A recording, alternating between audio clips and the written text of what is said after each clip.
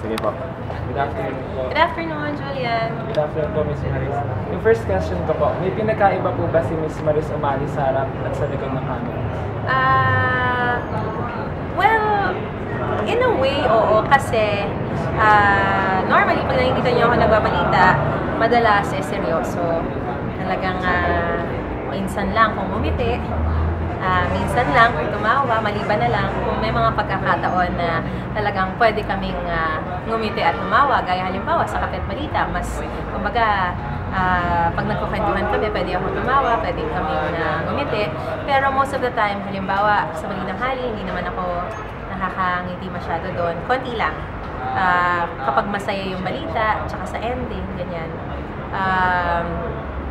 Pag nagbabalita rin ako sa field, most of the time, hindi rin nakakangiti. So, nakikita nyo lang sa akin yung serious side. Although, wala siya masyadong pinagkaiba dahil seryoso rin naman akong tao sa tunay na buhay, ang hindi nyo nakikita, yung talagang very light side of me na mahilig akong magpatawa, mahilig akong ngumiti, mahilig akong tumawa. Mas mahilig ako na tumawa sa mga jokes ng mga ibang tao kaysa ako yung nagpapatawa. Pero, kumbaga, kami, sa mga magkakaibigan kami, sa circle of friends namin, talagang meron kaming mga jokes na kami yung nagkakaintindihan. So, very light and bubbly akong person. Pero, most of the time, kung ano nakikita nyo sa TV, ganun din ako. Seryoso, responsable, balanse, ganyan. Talagang I make sure na kung halimbawa kung paano ako makikisalamuha sa mga tao, ginagalang ko sila, ganun din ako sa tunay na buhay. Kung naaawa ako sa mga tao dahil ganito yung binabalita ko, ganun din talaga ako. Naawain ako, tsaka very sympathetic kumbaga sa mga taong nasa paligid. Magalang sa mga matatanda. Prayerful ako.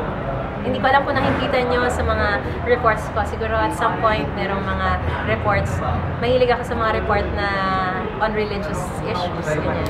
Kasi, devout Catholic ako. Hindi ko lang alam kung nakikita nyo talaga yon sa TV. Pero, in real life, sobrang prayerful ako. Nung before po kayong mag-college, yung pagiging isang mamamahayag na po ba yung nakita niyong profession niyo pag tumanda na po kayo, wala po kayo sarili pa? Hindi. Akala ko magiging doktor ako. Kaya ang unang course ko, pharmacy.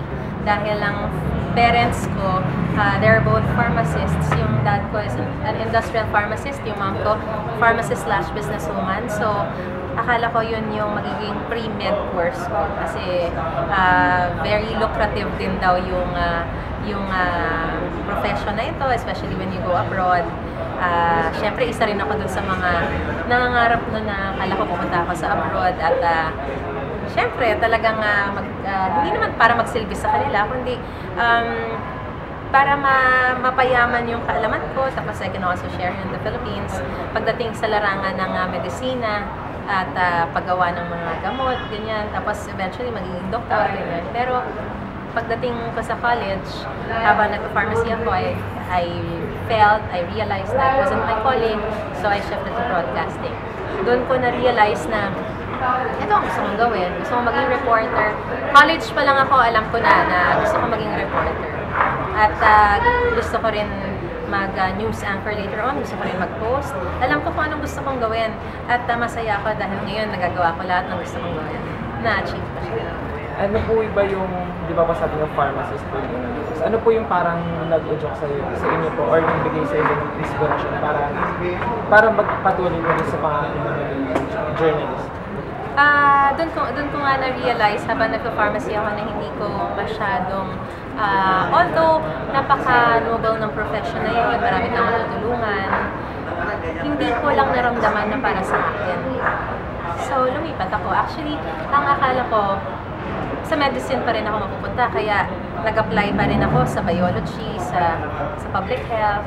So, everything is still related to the field of medicine. Pero, nung nag-second year na ako, hindi pa rin ako lumipat doon kahit nakapasa ako doon sa mga courses na yon. Hindi ako lumipat, nasa pharmacy pa rin ako kasi naguguluhan pa rin ako. Tapos, nung after 1.5 years in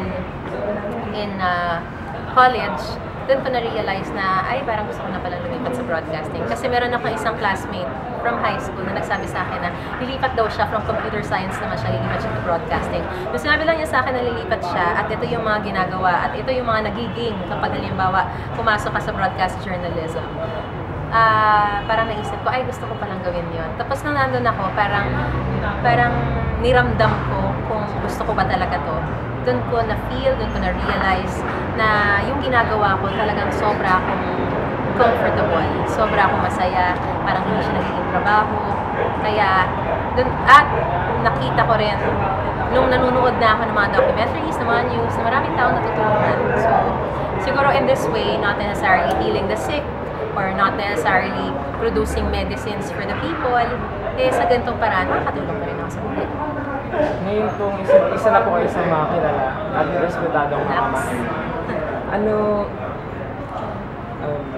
Ano naman po yung, ano po siya sa pakiramdam? Masaya po ba siya? O yung pagiging kilala po ba? O nakakadagdag ng pressure sa trabaho? Masaya na sinabi mo yan. Thank you. Hindi, ibig sabihin, parang ganun yung tingin niyo sa akin. Kaya nagpapasalamat ako. Masaya siya, but at the same time, may kaakibat siyang challenge para lalo ko pang paghusayan yung ginagawa ko. Kasi hindi porke kilala ka, gaya na sinabi mo, o kumbaga, respetado, nakikilala ka kapag lumalabas kami, tinatawag yung mga pangalan namin, ganyan. Hindi ibig sabihin nun, hanggang doon na lang. Patuloy na pag-aaral, patuloy na pagbabasa, patuloy na kailangan maging responsible ka sa lahat ng ginagawa mo para, kumbaga, tama yung binabalita mo at all times. Hindi lang tama, balanse, at kumbaga, yung layunin namin na makatulong sa tao, talagang napufulfill namin. Sa ano naman po? Ano po yung sa tingin niyo pinaka-exciting na documentary or coverage na nagawa niyo po? Sa mga documentaries, lahat na, kasi limited yung documentaries na nagagawa ko kasi talagang news person ako. In other words, talagang assigned ako sa pagbabalita. News anchor ako sa Kapit Balita, sa Balitang Hari Weekend, sa Flash Report, News TV Live. Tapos reporter ako sa mga lahat ng newscast. So in other words, puro news ang ginagawa ko. Hindi ako, limited yung mga moments na makakagawa ako ng documentary kapag may imbitahan lang ako para mag-guest host. Halimbawa sa Eyewitness, sa Born to Be Wild. So, kung tatangin mo sa akin, lahat ng mga ginawa ko for Born to Be Wild and Eyewitness, very memorable siya sa akin at very exciting siya sa akin kasi minsan lang yon. Actually, bilang lang yun sa kamay, kaya talagang hindi ko makakalimutan. Memorable para sa akin yung mga ginawa kong adventure sa Born to Be Wild, lalo na yung yung pagsisid ko kasama ng mga pawikan, tsaka pagsisid ko sa mga Rex. So talagang hindi ko makakalimutan yung mga ganong pagkakataon kasi hindi naman laging, although lagi naman ako nakakapag-dive on my own personal time, ganyan. Minsan lang yung kumbaga parang ipapakita mo talaga sa publiko na sumisisid ka at may layon yung pagsisid mo na it's also for environmental protection. So meron kang parang meron kang duty na imulat yung mga mata ng tao na alagaan yung ating kalikasan. So memorable sa akin yun, pati sa Eyewitness, memorable sa akin siguro of all the documentaries na ginawa ko, yung Dayo na 17 to 18 hours ako nasa bangka na talagang overnight na kami sa bangka, tapos inabot na yung point na nasiraan ng makina yung bangka namin, sobrang lalakas ng mga alon, hindi mo pa rin makita kung nasan yung pampang. Dahil sinamahan ko yung mga mangingisda na nanggagaling sa Quezon papuntang Batangas dahil wala silang makuha ng mga isda sa Quezon. At nung time na yon, mas marami ng mga isda sa Batangas. So, pinapakita ko yung mga plight ng mga fishermen kung gaano kahirap yung ginagawa nila para makakain tayo ng isda, para magkaroon tayo ng isda sa ating hapagkainan. So, sa mga documentaries, yun yung ilan sa mga pinaka-memorable ko. Sa news coverages ko, hindi ko syempre makakalimutan yung na-assign ako sa Mindanao. Sobrang bata pa ako. Mga 21, 22 years old lang ako. Bagong graduate lang ako. Tapos naging reporter na ako. Tapos na-assign ako sa Mindanao. First time ko makarating sa Mindanao. Tapos sa akin nangyari yung part na na-rescue si Grisha Burnham, tapos namatay si Deborah Yap at si Martin Burnham. Sila yung mga last remaining hostages na ako sa Yap during that time. So, nangyari yun nung time na nasa Mindanao ako. So, sobrang laking break siya for me. Kasi at the same time, syempre, parang Abu Sayyaf story pa siya. Talagang hindi ko makakalimutan yun kasi yung nandun yung danger, but at the same time, syempre nakayanan namin.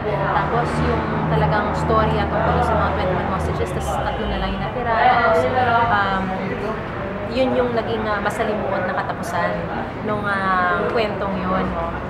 Tapos, after pa mangyari yun, may na-kidnap pa habang nandun ako na mga Indonesians naman. Indonesian national. So, ang dami-daming story na nangyayari. Among others, hindi ko rin makakalimutan yung siguro exciting kapag tapos na. Pero habang nandun ka sa pagkakataon na yun, syempre hindi siya exciting, hindi siya masaya. Diba? Kasi nandun yung panganib, nandun yung takot. Nung time na na-assign ako sa Pepeng na bagyo, pumunta ako sa Isabela para dapat mag-cover dun sa pag-landfall ng bagyo dun sa Isabela, pero hindi doon nag-landfall. Pumunta siya sa Tuguegarao. So, literally, naging storm chasers kami kasi hinabol namin yung bagyo kung saan siya mag-landfall. So, on the way there, talagang malakas na yung pagbuwas ng ulan, talagang bumabaha na, talagang matindi na yung pananalasa ng Pepeng. So, umabot kami sa hindi namin madaanan yung normal route kasi sobra na siyang baha.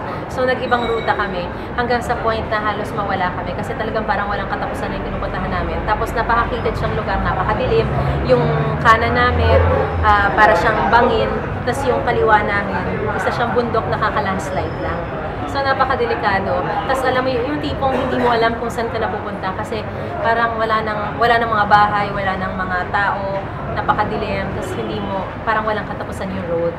So talagang siya, ordeal siya, but at the same time, fulfilling na pagkatapos ng lahat-lahat ng yun, na nakatulong kami doon sa mga tao para maihatid yung balita, makahingi ng tulong sa mga mas nasa maayos na kalagayan, tapos matulungan sila. Yun nga po, di ba? Sabi niyo po, marami. Exciting pala yung Pacquiao photo coverage kasi na-assign din ako sa Pacquiao photo. So, masaya yun. Tsaka yung mga pagpupunta ka sa abroad para mag-cover kasi na-assign ako sa US para mag-cover kay Pinoy, tsaka sa Spain and Italy naman para mag-cover kay Gloria. Yun nga po, di ba? Sabi niyo po, marami pong panganib. Hindi po ba kayo natatakot sa mga aksidente na kaakibat ng pagiging isang mamamayan? Nakakatakot pero lagi ako nagdarasal. Dahil alam ko naman na kapag magpa-pray ka, wala namang masamang mangyayari. We are taking all the precautions or safety measures para hindi kami malagay sa panganib. Hindi naman kami yung tipong para lang magkastorya, ilalagay mo sarili mo sa panganib o parang magiging padalos-dalos ka para lang magkaroon ka ng storya. Hindi naman kami ganon. We are trained to be very responsible, to be very prudent at all times. Siyempre, alam namin na nandiyan lagi yung panganib, especially kapag lumalabas kami all the time. Lahat ng elements na kaharap namin. Kapag kayo wala na kayong pasok, kami pumapasok para pumunta kung saan pa may baha. Pumupunta kami kung saan sumasabog ang bulkan. Pumupunta kami kung nasaan nagganap yung earthquake. Pumupunta kami kung saan may gera. Diba? Lahat yon talagang pinupuntahan namin kung saan yung mga tao umalis na. Pero, ako para sa akin kasi dasal lang lagi yung yung defense ko. Yun yung weapon ko, kumbaga, yun yung protection ko. So, nandun yung takot, pero I know that God will protect me. Ganon. And my team. Di ba po merong advocacy yung GMA News and Public Affairs ngayon na dapat ano po sa tingin niyo yung maling-mali, kung meron man, na dapat itama sa larangan po ng mass media? Maling-mali, siguro yung minsan hindi pa sapat yung mga impormasyon na nakukuha mo, hindi ka pa sigurado, tapos ibabalita mo na. Napaka-delikado niyan kasi kapag ikaw yung tagapagbalita, kahit hindi lahat ng tao naniniwala sa'yo, napakaraming tao na naniniwala sa'yo. At kung mali yung binabalita mo, hindi pa siguradong yun nga yung balita, delikado yun. Isa pa siguro yung developmental journalism, yung tatanggap ka para diba? Para yumaman ka, para lumaki yung bulsa mo. Tapos may kaakibat yun na pagsusulat ng maganda o paninira sa iba. Hindi na yun pagiging responsable. Isa rin, very petty, pero di ba minsan nakikita natin exclusive, paglalagay na exclusive, para ipagmalaki na naka-exclusive ka, pero minsan hindi na natin naaalagaan kung ano yung true sense of the word. Sabi mo exclusive, hindi porke ikaw lang nandun, exclusive na yon. Minsan kasi, pag sabi mo exclusive, kapag talagang hinahanap ng lahat, pero ikaw lang ang nakakuha, yun ang exclusive. Hindi porke na, halimbawa, kahit na anong maliit na bagay na lang, porke ikaw lang nandun, exclusive. At lalong maling-mali kapag alam mo namang merong ibang reporter doon, inaangkin mo pa rin na ikaw lang. Medyo pwede ko ba tayong sumagay ng personal? Personal? Go! Nung nakaraang taon po, 2012, di ba po, parang natupad po yung isa sa mga pangarap na nakinasal po kayo kay Mr. Rafi. Oo, pangarap din niya yun. Hindi lang ako. ano po sa pakiramdam niyo kinasal na po kayo? Very happy, very fulfilled, very nasa euphoria pa rin kami ngayon ni Rafi kasi syempre kakakasal pa lang namin last month, tapos kakagaling pa lang namin sa honeymoon, so parang masaya, parang hindi ko akalain na sa tinagal-tagal ng aming pagkakaibigan, 2001 ko pa siya kaibigan pagkapasok ko dito sa GMA, na sa huli pala siya yung makakatuluyan ko. Hindi ko in-expect at hindi ko naisip yun. Hindi talaga. Di ba po, pero very happy na best friend ko siya, tapos napaka-comfortable ko sa kanya, tapos siya yung mga katuloyan ko. Tapos parang ang ganda-ganda lang ng relationship. Di ba po, ang pangarap po ng bawat isang babae po pag nagkakaasawa, magkaroon po ng anak. Excited na po ba kayo na dumating yung point na po sa buhay? Oh, syempre, excited kami doon. Pero hindi ko alam kung kailan.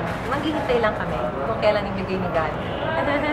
Kung if ever po na magkaroon na po kayo ng anak, tapos po, gusto pong sundan ng anak niyo yung field niyo po ni Mr. Rafi, papayagan niyo po ba siya or mas gusto niyo pong mag-iba po siya ng field para po makaiwas po siya sa mga disgrasya? Lahat naman ng profession may posibleng disgrasya eh. Kung anong gusto niya, susuportahan namin. The same way kung paano kami sinuportahan ng magulang namin. Kasi I'm sure yung magulang ko gusto nila ako maging pharmacist, gusto nila ako maging doktor. Pero wala ako ni isang galit, ni isang frustration, o pagkadismaya na narinig sa kanila nung lumipat ako ng course. They were very supportive and ganun din ang gusto namin gawin para sa magiging anak namin. Kung ano yung gusto niya, kung saan siya magiging masaya, basta tama ang ginagawa niya, basta hindi siya makakasakit ng tao, ng kapwa niya, susuportahan namin siya all the way.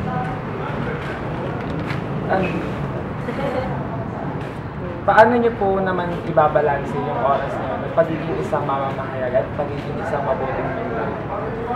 Ewan ko. Kasi sa totoo lang, alam mo, ang pasok ko Monday to Sunday. Ang pasok ko, hindi lang Monday to Sunday, nagsisimula ako. Nagising ako ng mga before 5:30, ang pasok ko 6 a.m.